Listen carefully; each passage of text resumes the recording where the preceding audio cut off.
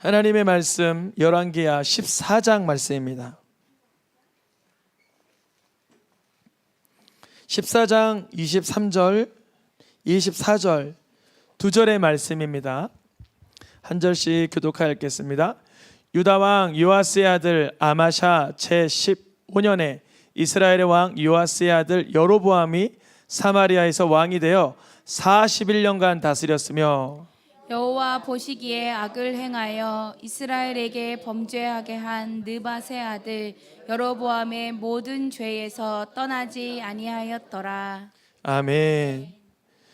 다윗의 길, 여로보암의 길이라는 주제로 열왕기 강의 상하를 하고 있는데요. 오늘 본문의 주인공은 14장 23절의 셋째 줄에 보니까 이스라엘 왕이긴 한데 이름이 요아스의 아들이라고 하면서 여로보암이라고 합니다. 우리가 여로보암이라는 인물은 이미 솔로몬의 그 신하 중에 솔로몬을 대적하여서 솔로몬의 아들 르호보암을 반역하여 북이스라엘 10지파를 다스렸던 왕의 첫 번째 북이스라엘 왕의 이름이 여로보암인데 몇 대를 거쳐서 오늘까지 왔는데 다시 여로보암이 등장합니다. 여로보암이라는 이름은 우리가 열왕기 상하를 읽으면서 이거는 악한 자의 대명사와 같이 사용하고 있었는데 이스라엘 왕 요아스는 자기 아들의 이름을 여로보암이라고 짓습니다.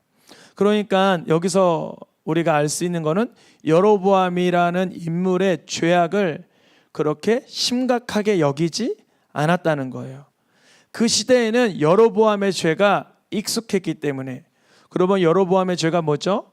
사람들이 남유다에 있는 예루살렘에 예배드리러 가는 것을 마땅히 여긴 북이스라엘의 초대왕 여로보암이 베델과 단에다가 금신상을 세워놓고 제사장 아닌 레위지파 아닌 사람들을 돈은 주고 사서 거기에 가짜 제사장으로 세워놓고 여기서 예배드려도 하나님 받으시니 여러 우상들이 있으니까 예배드리세요 라고 했던 죄입니다.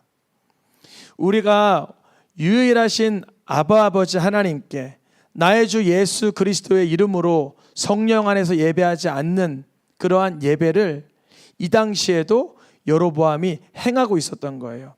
근데 그 여로보암이 행하고 있던 우상 섬기고 제사장이 아닌 자들을 사다가 가짜 예배드리게 하고 있는 그 여로보암의 죄가 북이스라엘의 대대를 거쳐서 내려오는데 그 왕들은 그것을 큰 죄로 여기지 않았어요. 그 죄를 가벼이 여겼다는 거예요. 심지어 여로보암의 그러니까 요아스의 할아버지 때 예후 왕 때에도 예후는 바알을 섬기는 아합의 집안은 진멸시켰으면서도 바알 섬기는 건 그토록 악하게 여겼으면서도 예후 자신이 금신상을 세워놓은 베델과 단에 거짓 예배당을 철폐하지는 못했다는 말입니다. 그 이유는 백성들의 이목이 자칫했다간 자기를 떠나서 남유다 예루살렘으로 흘러가 버리면 통치권에 문제가 생긴다고 생각했던 것입니다. 그 죄를 여로보암 때로부터 오늘 등장하는 여로보암은 두 번째 여로보암이라고 해서 여로보암 2세라고 말하고 있습니다. 여로보암 2세 때 그 여로보암 2세 왕도 24절에 읽어보니까 여호와 보시기에 악을 행하는데 41년 동안 이스라엘에게 범죄하게 한 첫 번째 북이스라엘의 초대왕 여로보암의 죄를 떠나질 아니하였다 이렇게 기록되어 있어요. 그러면 하나님께서는 예후 왕조를 4대 정도까지는 흘러가게 한다라고 예전에 약속하신 적이 한 번 있는데 이제 조만간 이 여로보암 2세 왕이나 그 다음 때에 가서는 이 예후 왕조도 진멸당한다는 의미입니다. 그런데 신기한 것은 이 여로보암 2세 때 이런 말씀이 기록되어 있습니다. 한번 읽어보겠습니다. 노란 글씨만 여로보암이 이스라엘 영토를 회복하되 하맛 어기에서부터 아라바 바다까지 하였으니. 누가 이런 예언을 했냐면 여러분 물고기에 들어갔던 누구?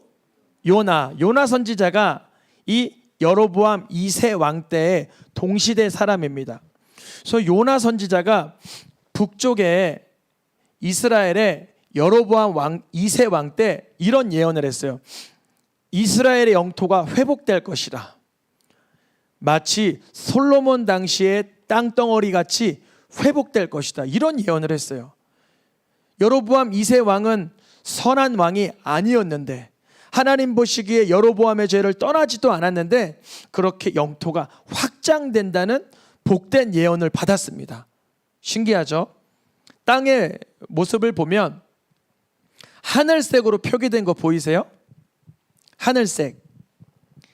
하늘색으로 표기된 데가 이게 이스라엘 초대왕 사울이 다스렸던 영역이라고 한다면, 그 다음 분홍색으로 표시된 데 보이세요?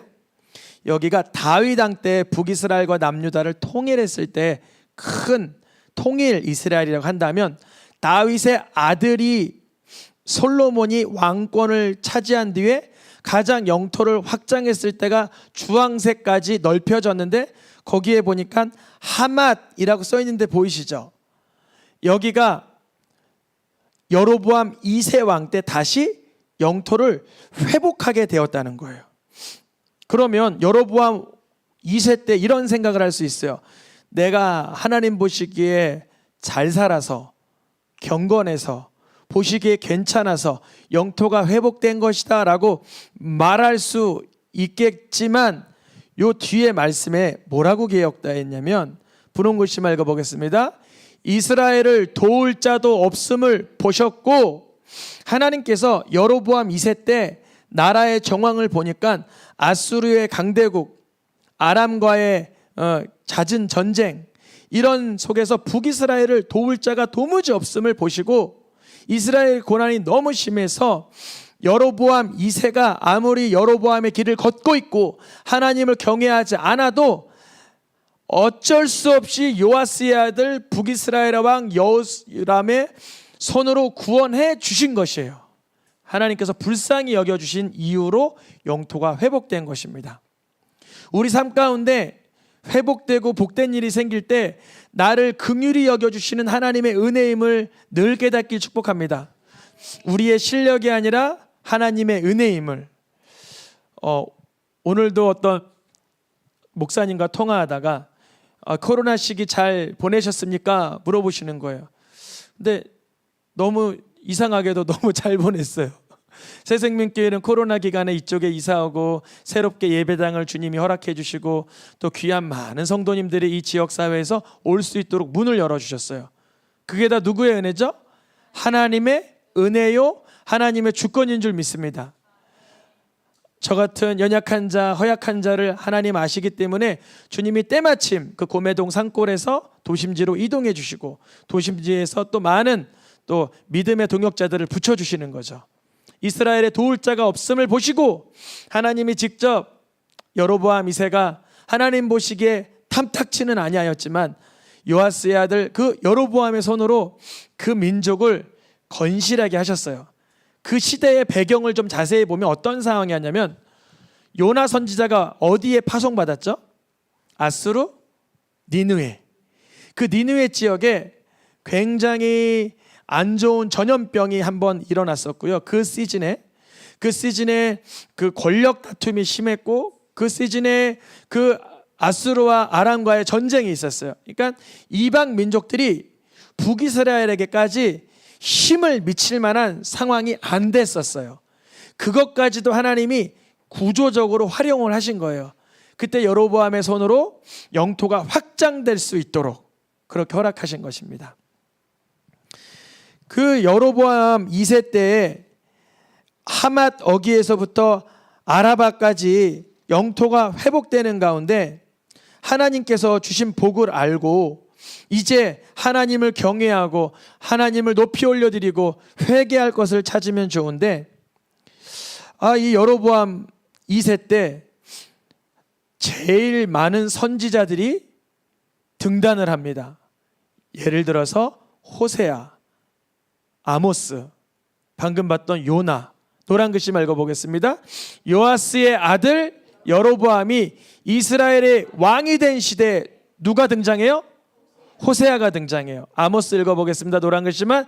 요아스의 아들 여로보암 시대 아모스가 이스라엘에 대하여 이상으로 받은 말씀이라. 먼저 호세아부터 보면 북이스라엘의 요아스의 아들 여로보암이라고 하면 여로보암 1세입니까? 2세입니까? 맞아요. 여로보암 2세 때 북이스라엘의 왕이 될 때 호세아가 하나님의 말씀을 받아요. 그러니까 호세아가 받은 말씀의 배경은 누구 시대였던 거예요? 여로보암 2세 때. 여로보암 2세 때 영토가 확장됨으로 물질은 아주 풍요로웠는데 하나님을 등지고 살았어요.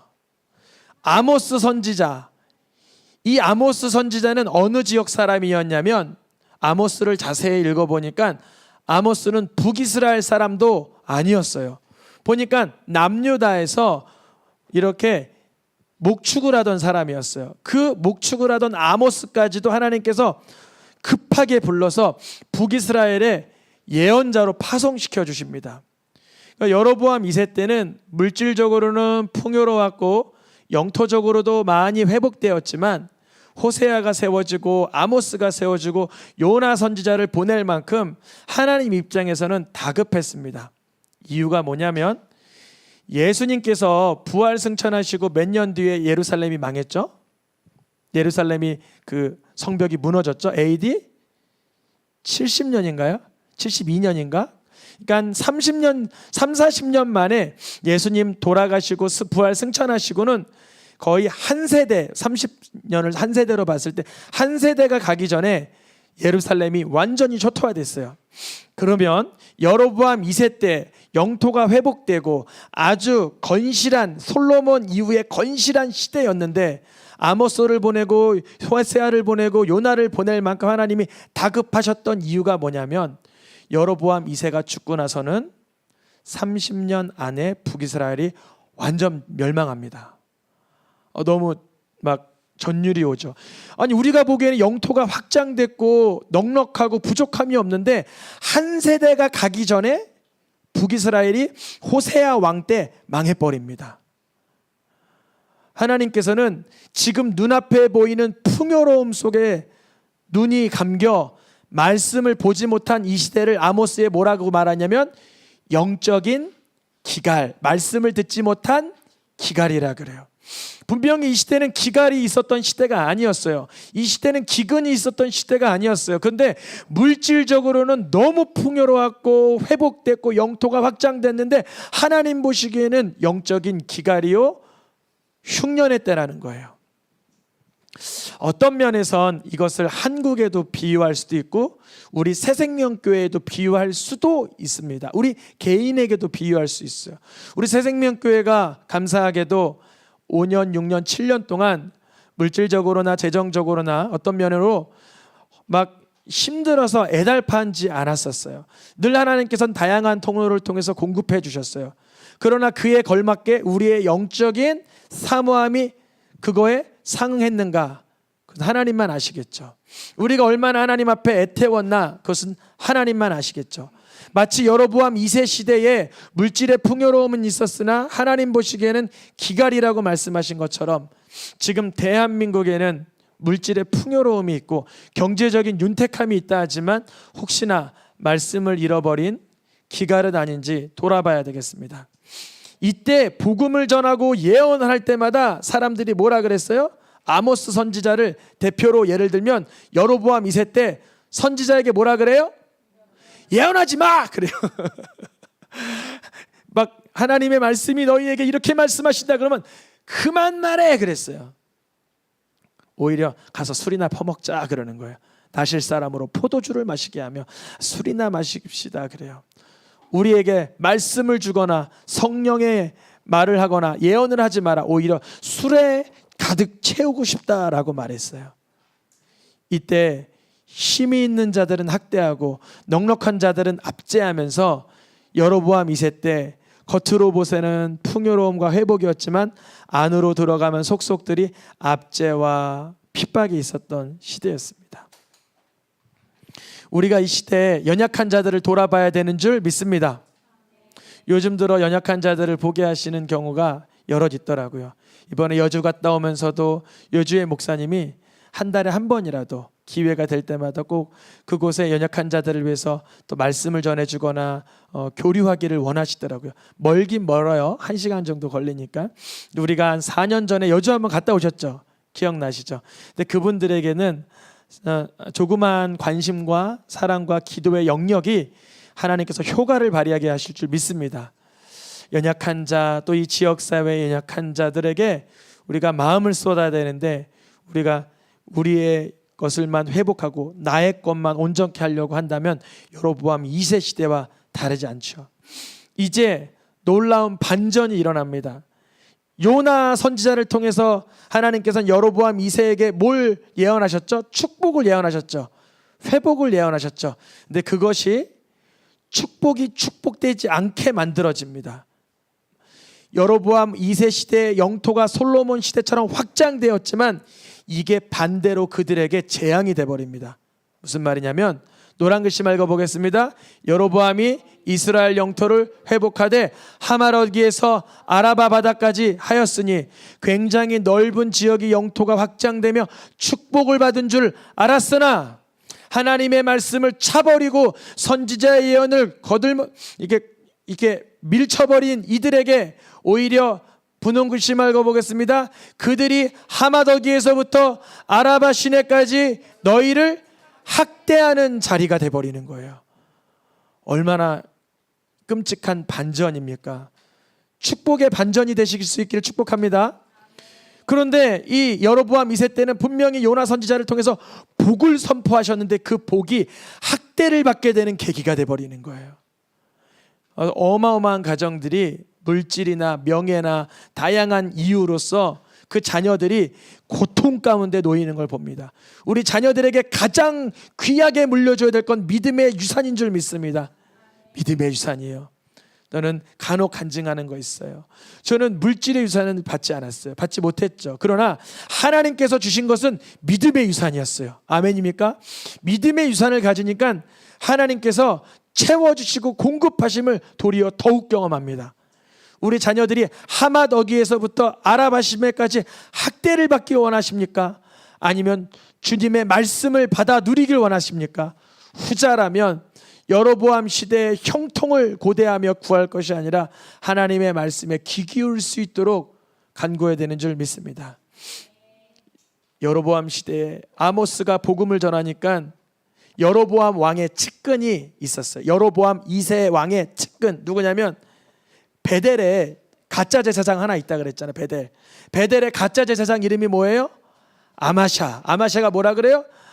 여로보암 왕이요, 아모스 제가 하는 말 견딜 수가 없어요 그래요. 아모스가 하는 말은 누구의 말씀이죠?